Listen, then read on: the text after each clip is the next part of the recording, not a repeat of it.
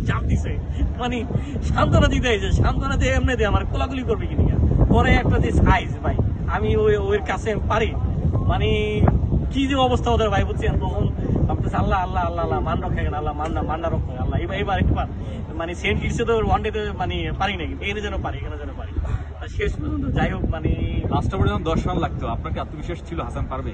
আমার এই ছিল যে উইকেট দরকার ভাই, মানে যদি যখন এই 7টা গেছে না 7টার এখান থেকে যদি একটা ফেলাইতে পারে তার পরবর্তী সময় মানে এই মানে ক্রিকেট হচ্ছে একটা বল হয়ে খেলা, একটা উইকেটে খেলা, একটা যদি ভালো বল হয় একটা উইকেট যায় পরবর্তী সময় দেখা যায় যে আমাদের সাথে 2-3টা চলে যায়।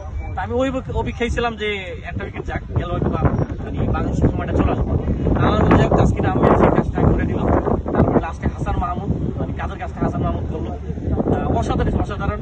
আর সবচেয়ে যেটা মজা পাইছি বলবো হচ্ছে যে মানে শামীম পাটোয়ারির মানে ঝড়ো ইনিংস মানে একবারে পাগলা হওয়ার মতো। তারপরে হচ্ছে যে আপনার শেখ মেহেদীর মানে ঘুনি বোলিং মানে ঘুনি জাত মানে কি বলে মানে তালমার সব আড়াই ফেলাইছে আজকে বুঝছেন।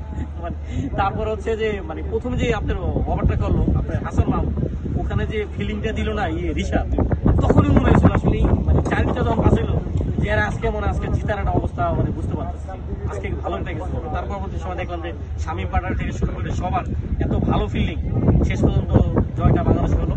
তবে শামীম পাটোয়ারির ব্যাটিং অসাধারণ অসাধারণ অসাধারণ। হাউসফুল এই আর্টস ভ্যালি স্টেডিয়াম, একেবারে হাউসফুল। বাংলাদেশি সমর্থক মানে বাংলাদেশি দুজন ছিল, এক টাইগার শোয়েব আরেকজন নিউ ইয়র্ক থেকে এসেছিল। মানে এই যে ক্রাউড একটা করে 4-6 মাঠ ছিল কিন্তু বাংলাদেশের উইকেট যাচ্ছিল, মানে ওই সময়টায় আসলে কি মনে হলো স্টেডিয়ামে আপনি মানে এতগুলো দর্শকের মধ্যে আপনি একা?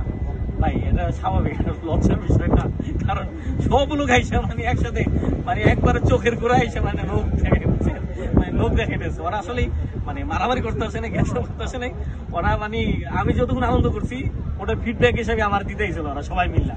তা শেষ পর্যন্ত আমি অপেক্ষায় ছিলাম, তা শেষ হাসিটা হাসলাম।